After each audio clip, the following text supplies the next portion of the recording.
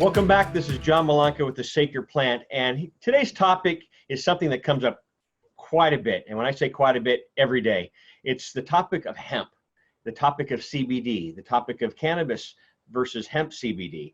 With the explosion of CBD that is booming not only here in the U.S. but overseas, there's a lot of great information, but there's a lot of false information. And, we're here to help you with this information on this. And today's guest, and the reason I'm excited about this, today's guest, we have Eric Steenstra, who's a dear friend. He's also president for Vote Hemp. And Eric Steenstra is a hemp industry pioneer, co-founding hemp clothing and lifestyle brand Ecolution with Steve Giangelo in 1992. Eric was a founding member of the Hemp Industries Association and served as its executive director from 2008 to 2016, growing membership by more than 300%. Steenstra now serves as the president of Vote Hemp, the political advocacy organization that he co-founded in the year 2000. And Eric, I just want to welcome you to the show. I know your wife, Dawn, has been on the show quite a few times and featured in our Sacred Plant season 2, and glad to have you on. Thanks, John. Really happy to be here today. There's so many questions about hemp that come up, like I said, on a daily basis. And I'd also like to talk about the Farm Bill, which you were also big in getting that passed. And so we'll cover that as well. But, there's so many different kinds of CBD. There's so much information about CBD. It's the cannabis boom that's gone out there. And so I wanted to get an expert, and that's why I chose you. And so let's start with hemp. What is hemp? Yeah, so, hemp is under the new Farm Bill that was just passed in December. Hemp is defined as cannabis with 0.3% THC or less in the plant. And it includes all parts of the plant, including even the derivatives, extracts, even cannabinoids are mentioned in the definition. And so it was a comprehensive definition, but it's a low THC variety of the plant. Scientifically, typically hemp has been, lower in THC, but not that low, right? You can find varieties of hemp that are higher, and this standard was basically developed in Europe and Canada. There's 0.3%. We think it's a little artificially low. We tried to see if we could get a higher standard that would be a little more reasonable, but that's where we ended up with the final bill that went through Congress, and so the industry's making it work with that. A lot of patients, because of the media, say CBD is the medical part of the cannabis plant, where THC is the recreational part, and we'll get into that as well. But also, there's so many different types of companies out there right now. A lot of them are just in it for the money. A lot of them are grown outside of the U.S. Can we talk about the difference? I know CBD is CBD, and whether it's sourced from cannabis or hemp, there is a cannabinoid molecule of CBD that is in both the hemp and cannabis plant. What's the difference between one that's sourced from cannabis and another one sourced from hemp? That's a great question, and there is a lot of confusion on some of these this question specifically. First I would say that hemp is cannabis. All cannabis is the same species, so it's a singular species of the plant. And sometimes we use an analogy of like field corn and sweet corn. Sweet corn is the type that you would eat, you get at the grocery store. Field corn, you wouldn't want to eat that. Or you could think about, in dogs, St. Bernard and a Chihuahua. They're both in the canine species, but they're very different, right? And so hemp is just a different variety of cannabis, but it produces all of the same cannabinoids, and it's, at its core, it's the same plant. It is cannabis, right? But there's just differences how it's grown, and differences in those genetics. And another thing that's important to note too, I hear people sometimes say, well, female cannabis is marijuana and male cannabis is hemp. That's not correct at all. So, while people do grow female cannabis for certain purposes, or male cannabis, basically all cannabis produces, it's a dioecious crop, right? So meaning it has a male and a female, and the males produce pollen and they pollinate the females, and ultimately that produces seeds. So one of the reasons why you see in marijuana production or in CBD production often that people are growing only female plants is because they're trying to produce the cannabinoids that are largely produced in the flowers of the female plants. They don't want that pollen there. They don't want seeds, and they don't. Also, the plant stops producing cannabinoids largely. It focuses more on seed production once it gets pollinated. So that's maybe that helps clear up some of the misconceptions, I hope. Yeah, that, and then let's talk about terpenes that are in cannabinoids with, I'll say, with cannabis and cannabis CBD and hemp CBD. Can you talk about terpenes? Our terpenes, because I hear a lot of companies say, no, there are no terpenes in hemp, while other companies say, yes, there are terpenes in hemp. And also like to talk about what's the difference when you see full spectrum as well as whole plant?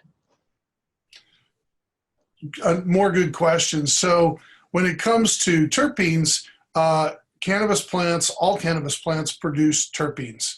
And so it doesn't matter if it's hemp or any other variety of cannabis, there are terpenes within that plant.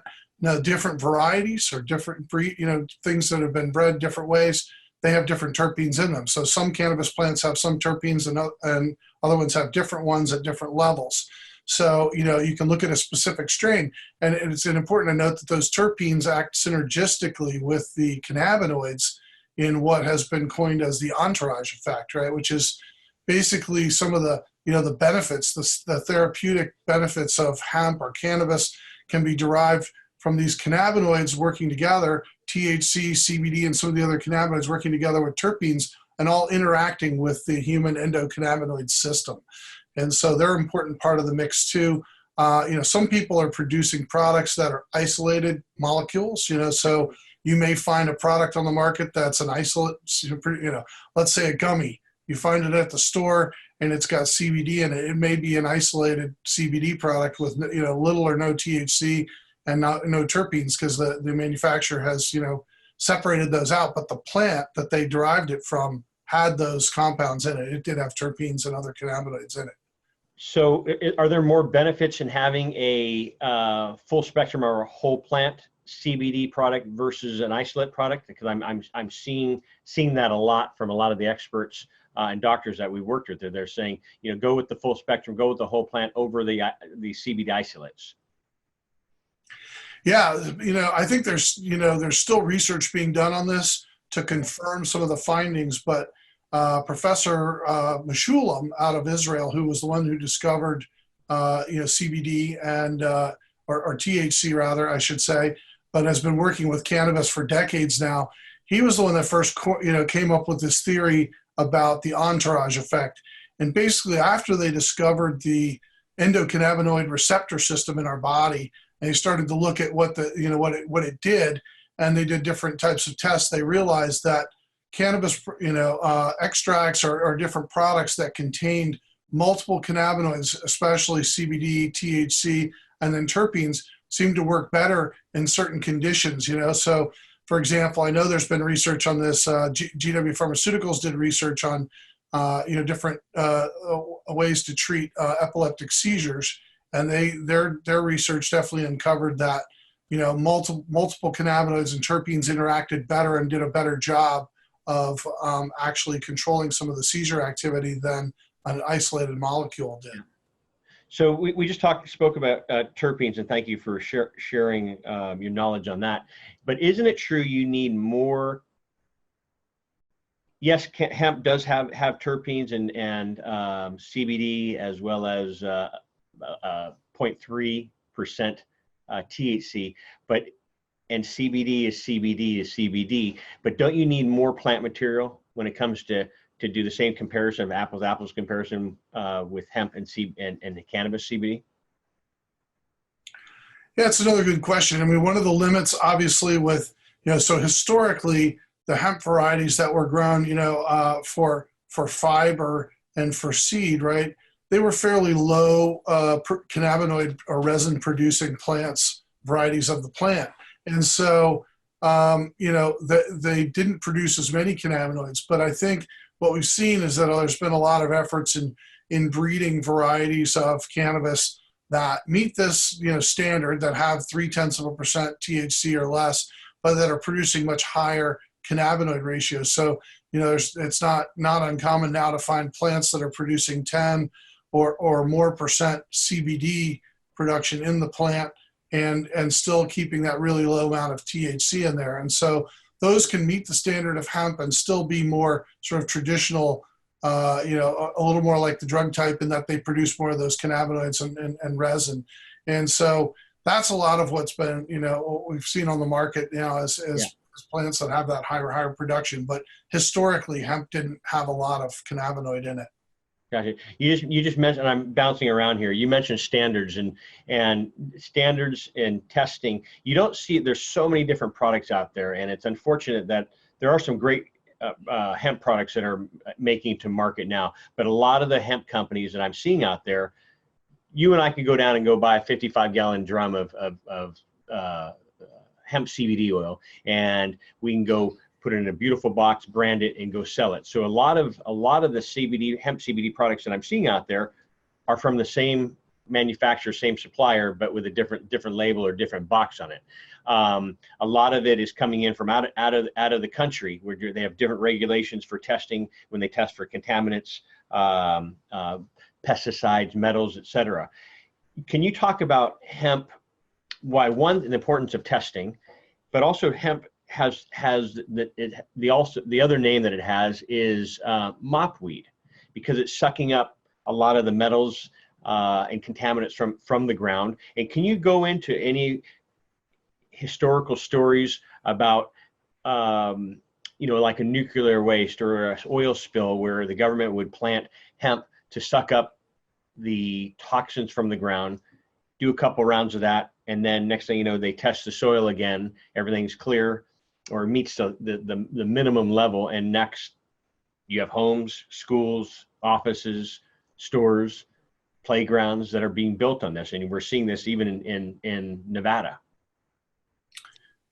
Yeah, another great question. So yeah, probably the biggest, the best known story out there on this is that in Russia, near Chernobyl, where they had this horrible nuclear accident, right, and they had contamination for hundreds of miles.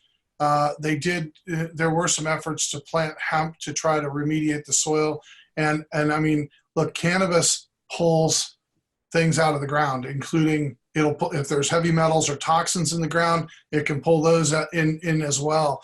And so certainly if somebody's producing a product for human consumption, where that, product was grown, and I would think, honestly, that this applies to other crops. Would you want your corn or your soybeans grown on a nuclear waste site? No, of course not, right? So, but hemp is definitely, draws a fair amount of these contaminants when they're there. So, yeah, that's an important thing. And you mentioned testing, right? And so that's another area where more standards. There's work that going on right now. The ASTM and American Society of Testing and Materials, I think is the name. But anyways, a well-known testing body out there is working on standards for cannabis and testing. And so I think that's a big part of it. There are a lot of labs out there. There's some really good ones, and there's some not so good ones. And the main thing with a lab is, you want just a lab that has really good standards and is able to reproduce the results over and over again. Because some of these labs, you can send them a sample and then send it to them 2 different times and you get a different result. Well, that there's a problem there if they're not able to consistently reproduce those results.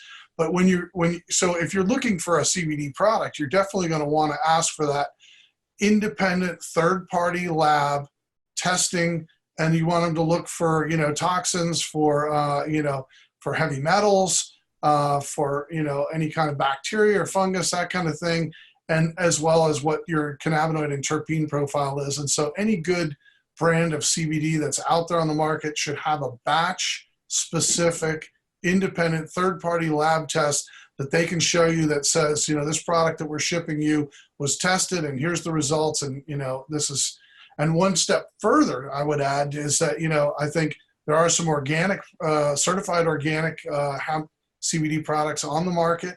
And that's another thing that, obviously organic certification, the soil has to be remediated over a 3-year period and checked. And so, you've got a little higher quality standard there with organic too. And I think that's that's definitely something consumers may want to look at if they're looking for CBD products. You know, and thanks for that, because it's confusing. I go into our health food store, I'll go into Whole Foods, not giving them a plug, but I do go in there, and you'll see now a whole case filled with 15, 20 different hemp CBD products. I don't see any test results next to those. I've asked the company, I've asked the manager, they don't have them. So what do you do? How do you know what do you look for over one hemp CBD company that has beautiful packaging and beautiful labeling over another one that also has a beautiful packaging or beautiful labeling? I mean, a couple of years ago, when it was still coming up, my biggest frustration was looking at these labels and they would misspell CBD. You know, and that's frustrating. I think you and I have even had this talk when last year or the year before, when we were going to the hockey game. We were talking, I think we were listening to ESPN radio, and ESPN radio even misquoted. They were saying CBB, and I was just like, God, how frustrating is this? So there's a lot of people jumping into this industry, just trying to make a buck. You know, I go onto some of these hemp CBD sites, and they have all these studies, and they'll say cancer, diabetes, sleep, epilepsy, et cetera, et cetera. And I'll click on the cancer, and they'll say, oh yeah, it will. I never use the word cure, but a lot of them will say cure on there, cure cancer. And I click on the link, and here's a study, and you click on it, and it's a study of THC killing cancer cells, not CBD. And so it's frustrating, you know, how everyone's on the CBD only kick, and they really don't know. I mean, we get calls, as I mentioned, every day of which way to go, who to trust. Can you help on certain things to look at for our listeners? Because this is a question that I'm certain you get every day as well. And do you think CBD from hemp is a viable source of medicine for treating such diseases as cancer?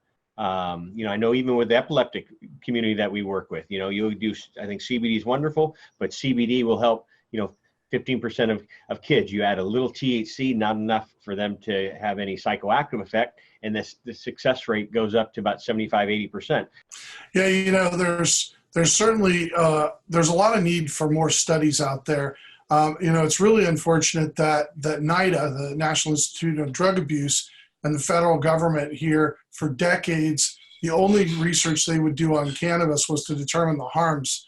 And so for decades, and also the supply of cannabis that was available to researchers there was only one source, and it was terrible. And so a lot of the research around CBD and cannabinoids and some, you know, different, you know, potential therapeutic benefits of it is lacking. Now, there's more coming out, but I think one thing to really emphasize is that, you know, and the FDA says this right up front as one of their top issues, is that making unqualified health claims is illegal, it's irresponsible. And they have sent out a number of letters to CBD companies that have made those types of claims. Generally, when they find, you know, somebody saying, hey, this is going to cure cancer or whatever claim they're doing, you know, there's a process. If you have studies that document that your product can treat a particular disease, there's a process you can go through with FDA, but you can't just throw those claims up on the website without backing, or link to some outside study that doesn't actually, you know, back up what you're saying, like you said. Yeah. So I think, you know, definitely we need a lot more research on this, but responsible CBD companies out there are not making unqualified health claims about this. And, you know, I think I like to look at CBD as something where, you know, it's a wellness product, and, you know, you can use it just to help regulate homeostasis, right? Balance in the body, right? So we know that CBD and the, you know, all these cannabinoids and terpenes and other compounds in the plant help to do that, right? And so that alone is a health benefit without treating any specific disease. And so, you know, there's a lot of anecdotal. A lot of people have tried this and found that it works extremely well. In fact, if you go look at the FDA just finished receiving comments, right? They had an open process to receive comments on regulation of CBD and cannabis, and they received over, 3,200 comments. And I scanned through them, and there's a lot of comments from individuals, people all around the United States and internationally, who were saying, you know, how they tried CBD and how it helped them with different conditions. So that's a little bit of documentation there, right there. Just, these people talking about it, but definitely we need the research to back it up before. Yeah, and I'm not saying that all hemp CBD companies are bad, because I know there are some good ones, and it's helping. And I would never want to stop anybody. I always tell people, if it's working, don't change it. Back to the FDA with the good and the bad. If you want to, for our listeners, if you want to go to fda.gov and type in hemp CBD, you'll see a lot of cease and desist letters on there, just so you can do your own research. I think doing your homework is very important. So let me go back. You were talking about the government, and then I'll get into the FDA in a second. Are hemp extracts regulated by the federal government? That's an easy answer, and the answer is yes. So when Congress passed the Farm Bill, they explicitly said that it didn't remove FDA. The Food, Drug, and Cosmetic Act is still applicable to dietary supplements and foods that are produced just like any other product. So one of the things we said to FDA is we want FDA to treat hemp just like any other herbal product, right? If somebody's making an herbal supplement, there's all sorts of regulations. You're supposed to use current good manufacturing practices. You're supposed to provide proper labeling. There's a number of different requirements under the Act and under FDA regulations. And so, we expect responsible CBD manufacturers should be meeting those, and they should know that, yes, they are regulated and they have to meet those just like any other herbal company out there. And so with that they're regulating, what's the FDA doing about dietary supplements and foods containing CBD and hemp extracts? Because I know this one comes up quite a bit as well. Yeah, well, they as I mentioned, they just finished this comment process. They had a public comment session a couple of months ago, and then they received these 3,000 some comments, and now they've got to go through those and identify all the issues that have been raised. And, there was two things that they had essentially said when they initially stated it, a year and a half ago or so, that they had determined they believed that CBD was not legal to sell. One of those reasons was that it was a controlled substance. And, of course, the Farm Bill has changed, and this is important to get the specifics of this, right, has changed the status of that. So any hemp-derived, anything that's grown under illegal hemp here in the United States, any hemp-derived CBD or hemp-derived extracts that contain CBD, really more importantly, like the whole plant, right? Any of those that are out there now are no longer controlled under the Controlled Substances Act or regulated by the DEA. So that was one argument, and then their other argument was that there was a drug application for a pure CBD product that was filed in 2007, and the way the law works is that if a product hasn't been sold on the market prior to a new drug application, then you can't market that as a dietary supplement. However, it's really important to note that this product Epidiolex, which was recently approved by FDA, is pure CBD. It's purified CBD, so it's like single molecule essentially, 98% pure CBD, and then they're comparing that to things that are whole plant extracts, and it's apples and oranges. And we made that point in our comments as well, that that the fact that there's a drug product on the market that's pure CBD should not and does not prohibit companies from extracting a whole plant extract. And we think that's where the future lies, is that extracting CBD and including all those compounds is the most beneficial, as you mentioned, potential for consumers. You earlier I mentioned whole plant. You just did it again. For our listeners, can you tell our listeners what's the difference? What does whole plant mean, and what does full spectrum mean? Yeah. So what whole plant should mean is that they've taken the flowers or the active part, the parts of the plant that contain the active compounds, right? And they've extracted those compounds in their whole. So in other words, they didn't then go and subsequently distill further and remove substances, right? So whole plant would include all of those phyto compounds. It might take out, say, waxes or something that doesn't provide any value, but essentially you're going to get that. And so these words whole plant and full spectrum are used Full spectrum should mean something similar where it has, but different companies interpret it different ways. And so what you really want in a product is something that was extracted from the plant and was not distilled in any way to remove compounds or reassemble later, that kind of thing, because then you've got something completely different. Great, thank you for that. And so when a patient is going in, what do you want them to look for? They go into the store and they see a whole cabinet of different CBD products. What do you look for? Testing, which the store doesn't have the testing test results. So I always share with people, contact the company.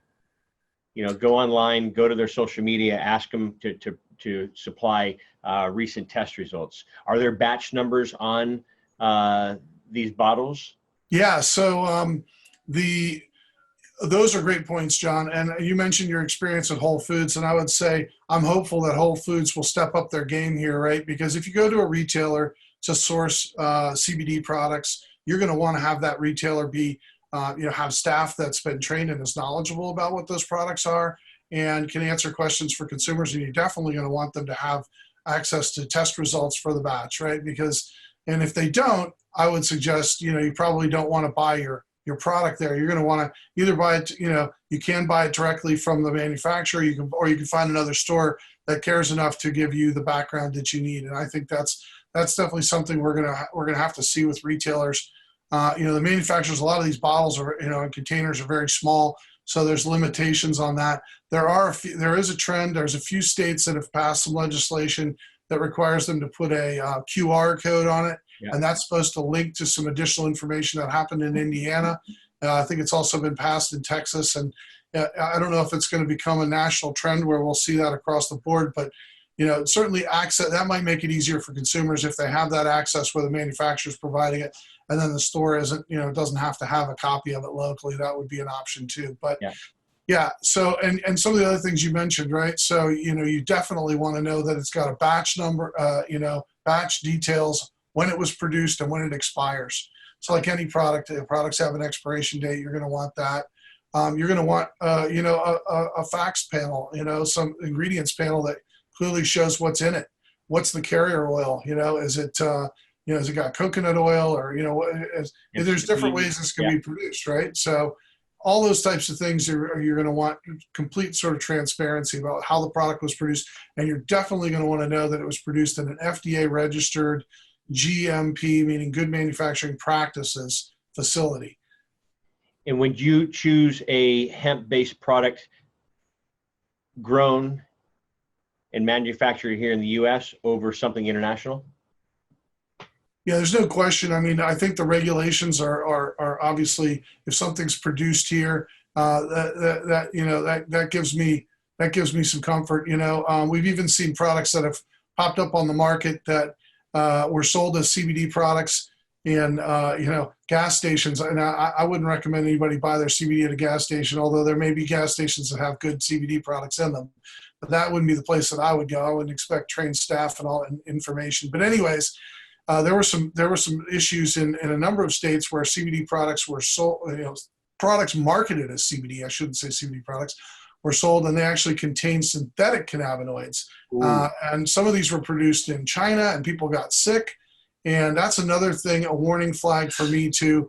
Any synthesized cannabinoid is questionable. I mean, to me, you want a plant-based, USA-grown, product that has all these, the details on how, a full chain of custody, so you know how it was produced, where it went from what farm to what, producer and all that, where they can document all that information for you. See, that was my next thing, is all CBD safe, because I don't think it is. And so you just touched up on that. And I had never heard about the synthetic cannabinoids being included in some of these products. I've heard a lot of companies selling themselves as a hemp CBD product, which has a lot higher percentage of THC than the legal limit. DPA, and I haven't followed them for a couple of years, but Drug Policy Alliance, they've done a lot of articles saying that CBD still falls under the federal classification as a Schedule I drug. Is that still happening, or is that still in the gray area, or with this hemp farm bill that you were part of, is that kind of pushed it out of that and in a different category? Yeah, I don't know when those articles were published, but with 100% when Congress passed or the president signed the Farm Bill into law on December 20th, it became effective immediately, and it defined hemp, broadly. Again, it has to be 0.3% THC or less, but it said all parts of the plant are removed fully from the Controlled Substances Act. So hemp is no longer scheduled. It's not subject to that, to DEA control as a scheduled substance anymore. So there's just no question about that one. Here's one that comes up quite a bit. Even with the media, non-psychoactive CBD, psychoactive THC. I know patients, I know growers who have grown pure CBD, and I was with a patient yesterday. He has prostate cancer, and he was given pure CBD. And he called me yesterday, and he said, I was stoned out of my skull. And I know a lot of CBD growers, high doses of CBD will get you high. What are your thoughts of that? I mean, certainly psychoactivity doesn't necessarily mean, you're going to get high, but CBD is psychoactive in how it interacts with the brain, right? But the euphoric effects of THC are much more pronounced. I think that people can get, generally most of the CBD products I've experienced, I haven't gotten, any kind of feeling like that, but I have heard people say that. And I guess it depends on the product and the person and their individual endocannabinoid system. So I think it's possible you can get those effects. And it's one of the reasons we recommend that when somebody starts trying a CBD product, one of the first things they should do is start with a very small dosage, right? And work their way up. Or even try it at night or on the weekend if they're not working or driving or having to be mom or Mr. Mom, running around picking kids up. Exactly. Yeah, that's this great. One comes up, and it was on our show the other day with Dr. Stein and myself, a woman who actually lived in Colorado, and she said, because of my job, I can't chance taking a cannabis product or even a CBD product because it may show up in a drug test. What are your thoughts of that?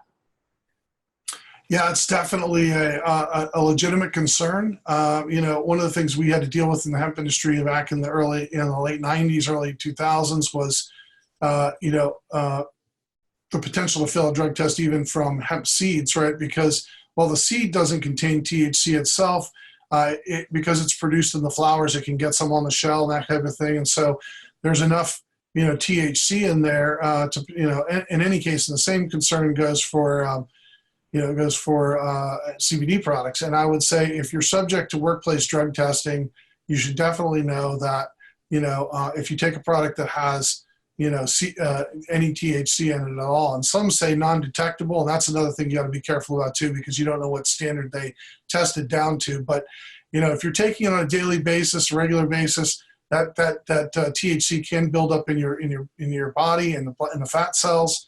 And, they're testing for those THC metabolites. And we've definitely heard stories of people that have had unfortunate situations due to that. So it's a real concern. We think that, generally testing for THC is kind of a bad thing anyways, because it doesn't really tell you anything about impairment. Somebody could have smoked cannabis a week or even a month ago and still show THC in a test, right? So I think really ultimately those should go away, and people should be looking at impairment tests, not at THC tests. But while we have them, it's definitely a concern, and so that's definitely something that consumers should know about. My brother was up here in the Bay Area last week, and he took my nephew to the dollar store. And so you, as a little kid or as even an adult, you go to the dollar store, you're like, look at all the stuff I can get for $1. And he took a picture. There was at the dollar store a drug test for cannabis. He goes, I don't know. He thought it was pretty funny that it was sold at the dollar store, because I don't know if I'd trust a drug test at the dollar store, would it jeopardize my job? And I said, probably not. So, go down to a normal I guess, pharmacy and buy a drug test.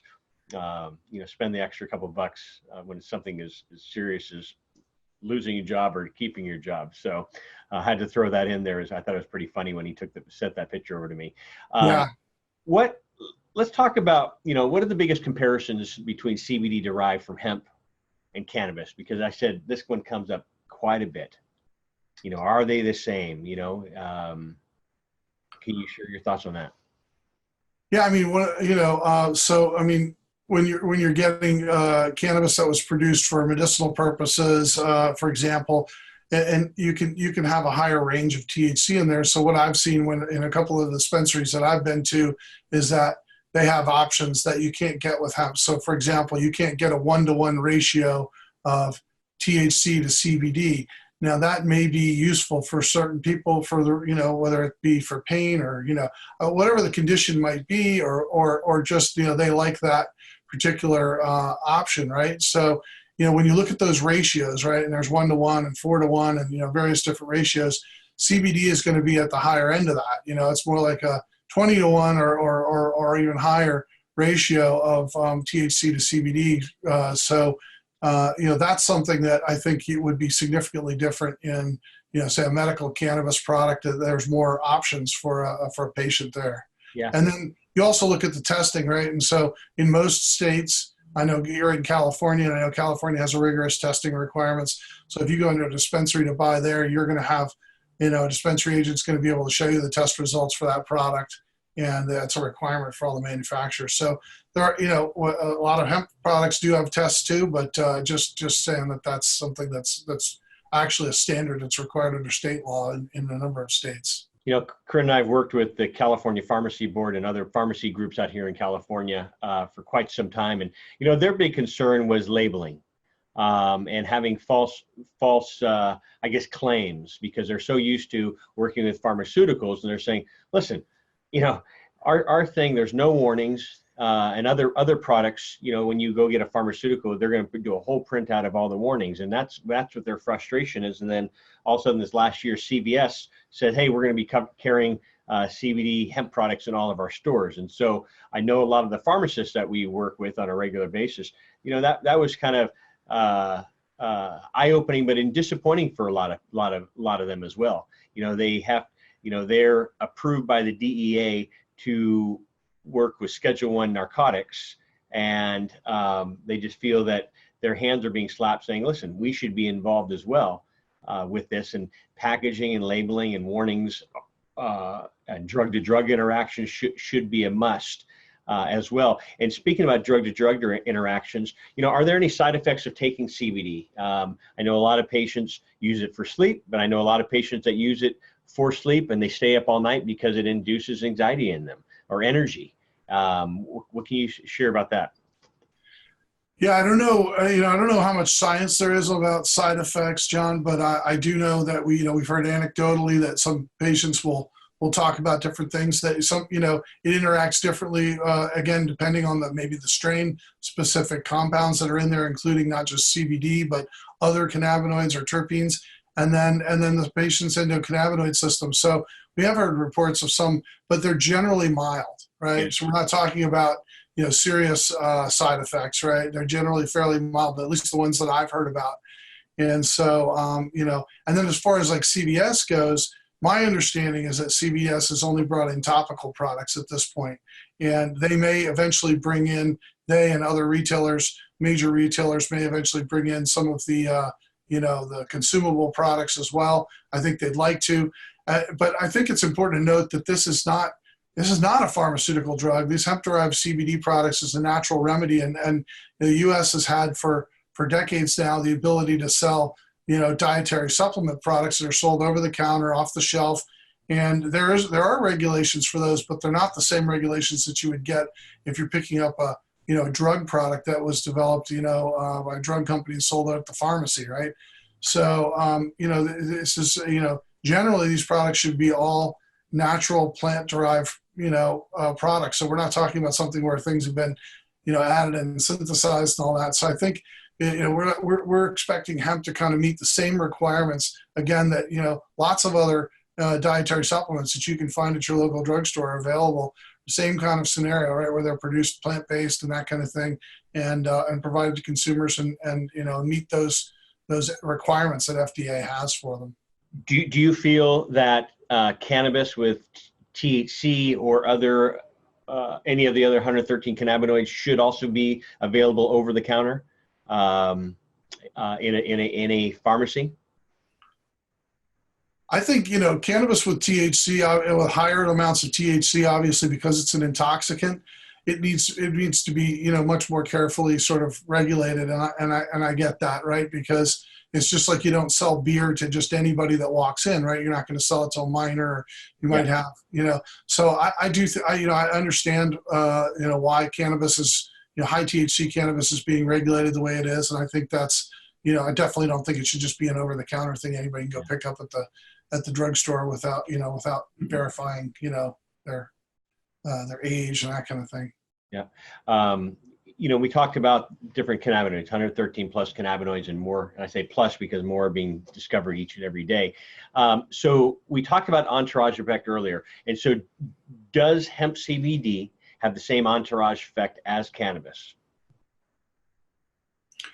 It can, absolutely. Again, if it's got all those other, if it's a whole plant, product, and it's got other cannabinoids and terpenes in it, there's no question the entourage effect from hemp can be the same as the entourage effect from any other types of cannabis.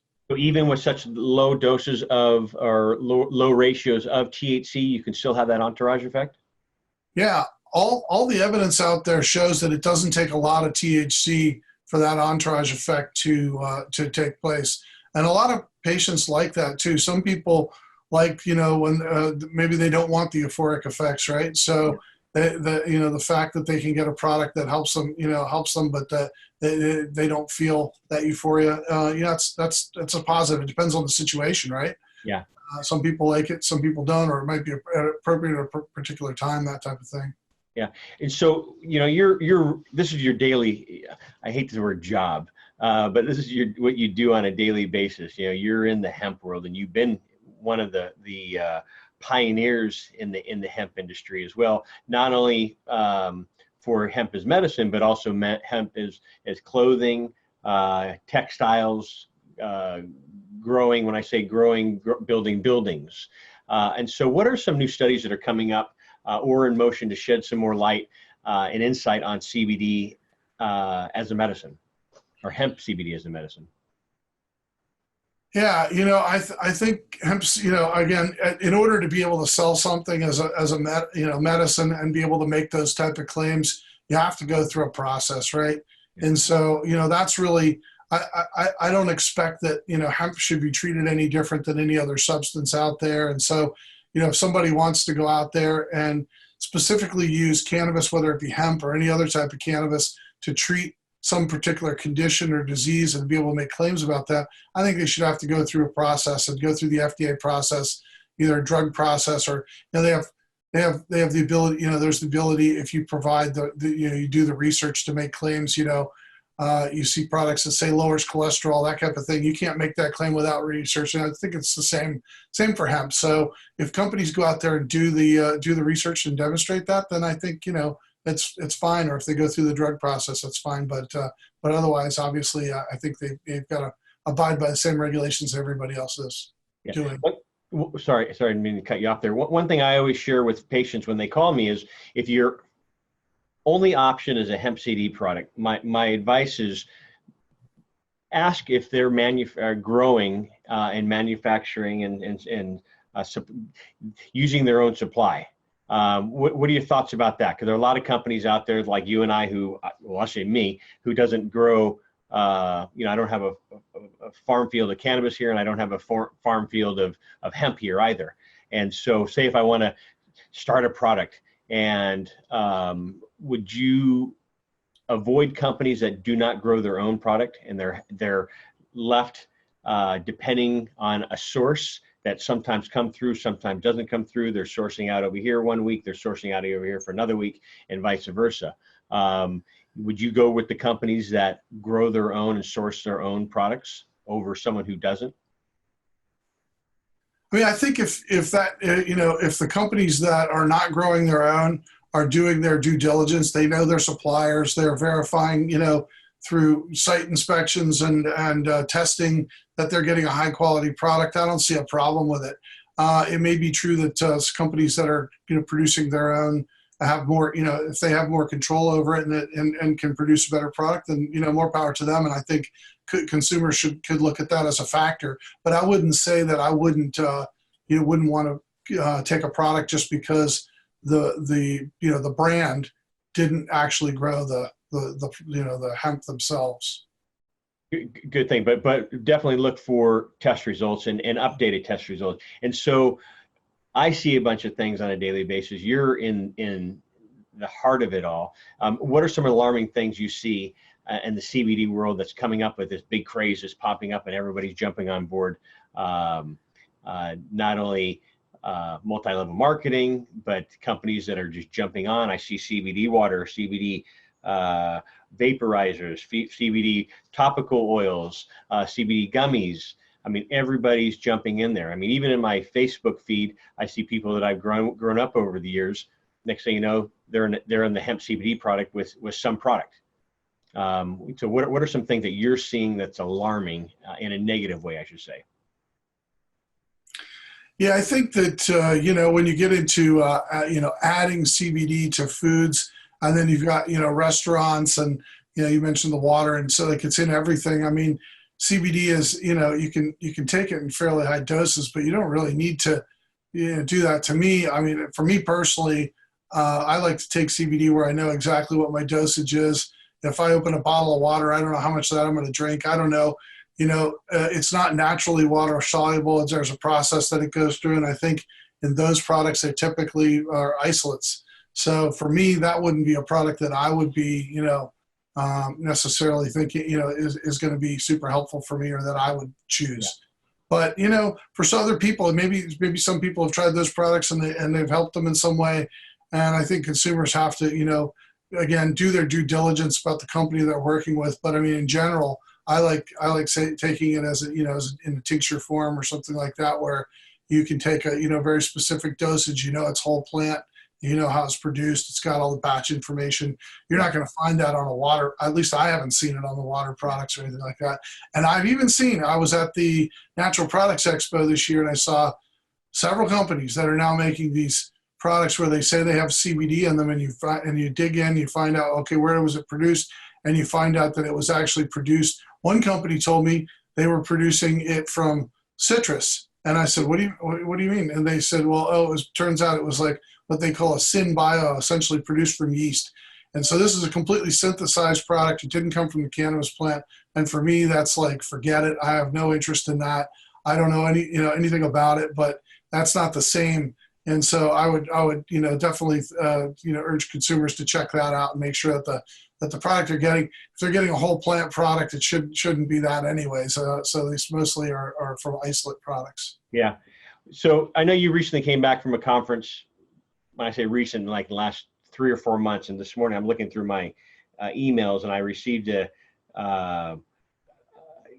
ad for, can't find it right now, but an ad for a conference, and they say over 200 CBD products will be presenting or will be boothing or exhibiting there. Mm-hmm. Again, how do you know which way to go, and how do you know which ones to trust? What's going to make one stand out over the other, and just for our listeners, so they have something to take away from this. What do they look for? What do they look for? Is there, how much CBD based or hemp CBD will give you the same effect of CBD of a cannabis product? Are they similar? Do they have high, do you find one higher? I know you need more hemp CBD to get the same equivalent of a cannabis product. Can you touch up on that one as well? Yeah, I don't know about that. By the way, the needing more CBD than a cannabis product, the only difference to me, I don't know that other cannabis products necessarily have a higher amount of CBD in them, but they might be able to have more THC. But in any case, yeah, I think, a lot of things we've talked about here, yeah, it's a little dizzying sometimes when you see out there. But I think if customers look, if they go to the brand website, a big red flag for me as a company that you can't call somebody on the phone and talk to them about the product, that they don't actually answer the phone, or there's no no contacts. Again, the batches and the independent third-party lab testing, and just looking at all those kinds of things, usually you can narrow down pretty quickly a lot of these companies, and then full whole plant versus something that's not, ensuring that it's actually cannabis derived, grown in the USA. That's definitely going to limit, it's going to take down that number of companies that are out there. And I'm not here to recommend any specific brands today, but I can tell you there are some really good brands out there making great products that that consumers are very happy with. So that's the other thing, is maybe go online and check out some reviews. The internet's great for hearing what consumers have to say about products and whether they found them to be effective or whether they were happy with that brand. And so it's another great way to kind of look. Maybe don't look at the the first result that's like some CBD review site, but actually go to other places where it's not sort of a manufacturer review site, but look for those reviews. Your friend Martin Lee with Project CBD, he talks about that yes, industrial hemp can be a viable source, but is not an optimal source of CBD-rich oil. And he publicly says that. Can you touch up on his, or do we need to ask him about that? Well, look, Martin's really a smart and sharp guy, and Martin's point, and he's been making this for a while, was that hemp varieties of cannabis were low resin producing plants, and so he's correct, and some of the issues that he's raised I think are legitimate, but I think what's changed is that the breeding that's been happening with hemp has created plants that are much higher producing CBD production, and that we're seeing some really high quality products on the market. And I think some of the concerns that he raised early on are not as big of a concern as they were. So I totally respect Martin, and we may not agree on 100% on everything about this topic, but he's brought up some legitimate points. But I think he would acknowledge that there's some good quality CBD products on the market that are out there, and that he may prefer to get his CBD products from full spectrum cannabis, that are from high THC cannabis varieties, or varieties that aren't limited by 0.3% THC, and I respect that. But I do think there's some really good CBD products on the market. And I agree with you. I think they're starting to come out and really professionally grown, tested, and high quality CBD. So I'm not downgrading any of the hemp CBD products that are out there. And then Martin too, he's also out in California, so he really doesn't have to really worry that he doesn't have access to whole plant medicine, I should say. So let's talk about what do people do? Let's go in closing here. What should people look out for? Just if they can get a quick takeaway, because this question comes up every day. What do I do? I was just diagnosed with something. I'm scared to death. I don't have access. I live in an illegal state. What do I do? Yeah, I mean, one of the points you just sort of made was that, Martin has access, for example, being in California, right? But there's a lot of people in other states that don't have a medical cannabis program, don't have legal access to cannabinoids, right? Other than through CBD. So I think that's a legitimate point. And there was another interesting thing at the FDA hearing. There was somebody there from Consumer Reports, and they had done some kind of a survey, and they basically found that I think it was 26% of consumers had already either tried or were familiar with CBD products. And so I think a lot of these hemp-derived CBD products are helping to educate, the American consumer about benefits of, that can be derived from cannabis, right? And so I think it's a positive all the way around, So that's a good thing that we're learning that, the real scandal in this is that, this plant was made illegal in 1937, and that, through the Marijuana Tax Act, and then eventually Controlled Substances Act, and that now we've had people that have been thrown in jail, and thousands of people that have been, millions of people have been denied access to something that was really useful, and they were told that this was a bad plant, had no medicinal value, and here we are, we're finding that it's, couldn't be further from the truth. So I think hemp is, a big part of that story, and it's all part of the larger cannabis picture. And it's a growing market, and like I said, if it's helping people, continue to do so. I wouldn't change anything. Serious diseases like cancer, I truly believe THC is needed. I've said this publicly numerous times. I know if my father-in-law was on a straight CBD regimen, he wouldn't be here today. He needed THC. So I don't want people to think it's a replacement for whole plant medicine, entourage effect, and THC. THC is needed. A lot of the other cannabinoids are also needed that aren't in the hemp CBD plant. Can you touch on that one more time? Well, yeah, I agree with you. I mean, obviously, if you go to a dispensary, medical or adult use dispensary, you've got a wider range of available products out there, and even in some of the deliveries methods, right? So you can get patches, and there's some other options there. So those are good options, and like you said, for some patients, they need the higher THC, and that hemp doesn't provide. And it's great that more and more states are offering people the option to be able to access things that could be helpful for them like that. So I think that that's a great point. We had a patient last year that called, and fortunately she was going through brain cancer, and her dentist is now selling hemp CBD products, and so she bought a bunch of this hemp CBD product from her dentist to fight her brain cancer. And I think that is doing a major disservice for patients that are going through major illnesses and diseases such as cancer, and especially brain cancer. Are you seeing that? I mean, how do we stop that? I mean, there's so much. I truly believe a medical expert needs to be involved. And I mean, I couldn't agree with you more, John. As you know, my wife Dawn is a nurse, and so I'm very, very attuned to the need for medical professionals. And whenever anybody has a disease or a condition that they need to treat, they should always consult a doctor. And I wouldn't recommend.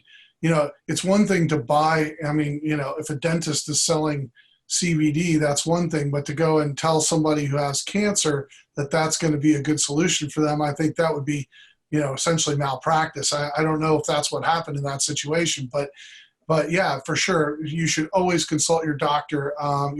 If you're pregnant, if you're talking about maybe potentially giving this to a child, or or other immune compromised persons, these are all things that you should consult a doctor if you're going to try to treat something. That's always the best route. So I definitely think that people should not be recommending CBD to treat diseases if they don't have the expertise and or THC or any other cannabis product. Yeah. Well, thank you for that, Eric. Before we go, two things. One, your closing thoughts, but also what are you working on now? Yeah, this is thanks. This is an exciting time for us. For a long time we were working to get the law changed. We wanted to see farmers be able to grow this, manufacturers be able to work with it here in the United States, not having to import it, and consumers to access it directly from American sources. And so now that the Farm Bill passed, we kind of shifted from a advocacy for a policy to get it grown to more trying to get the industry to stand up and be successful. And so a lot of exciting things are happening. The USDA is right now in the process of making up regulations for how hemp will be grown, and they're expected to finish that by the end of next month. And then states will be able to submit their plans, and the USDA will have like a 60-day period to approve those. And then we think, the 2020 growing season is going to be an exciting time. We're going to see sort of full commercial cultivation of hemp finally being realized. And there's still a lot of challenges the industry is facing. I mean, similar to what happens in the cannabis industry, a lot of people in the hemp industry have had difficulties with banking, not just with lending, but actually even maintaining accounts or being able to accept credit cards. even though hemp is fully legal now, we still haven't gotten that straightened out. Facebook doesn't allow a lot of people to do advertising. There's need for more research, and then of course, a lot of people were sitting on the sidelines with the processing side of this, right? So a lot of people want to grow it, but you have to have a place to take it to, to take those seeds and process them into raw materials, or to take that flower and extract it, or to take the fiber and pull that out, and so we need more investments in that, and I think the Farm Bill really opened that up for the industry. So it's a very exciting time now. We're seeing a lot of that research that's starting to happen, and investments, and land grant universities digging in on this, and just just so many people coming in. When I first started in the hemp industry, there's a few hundred companies maybe around the U.S. that were doing this, and today we've got, like you said, thousands just in the CBD space alone, probably thousands of companies. So it's exciting to see all the good things that are happening. I know there's some challenges that we're facing, but I do think some really great, good things are happening with job creation, economic development, and just seeing this plant, finally be, freed to be, to be used in so many good ways. So Eric, I appreciate your closing and parting thoughts here. And so my advice to everybody that's listening here is do your homework. Go out and educate yourself. I think education and homework is key to safety on what you're putting into your body. Again, this is your body. Hopefully you're using a product for health and wellness. But if you're using it for bringing your body back to health after, hopefully you're not fighting something as severe as cancer or other ailments, but do your homework, because this is your body. Don't be afraid to ask questions, not only to the supplier that you're buying it from, but also ask questions to your doctor that you're talking to if you are going through something as serious as cancer. So ask questions. That's my tip. Don't be afraid. And if you don't ask the question, the answer is always no. So again, don't be afraid to ask. So Eric Steenstra, I appreciate you being on. I appreciate everything that you've done for this industry. I appreciate everything you and your wife have done, not only for this industry, but for Corinne and I with United Patients Group, as well as being involved here with the Sacred Plant and sharing your expertise. So I thank you. My name is John Malanca with the Sacred Plant, and we'll see you again soon. Have a great day. Bye-bye.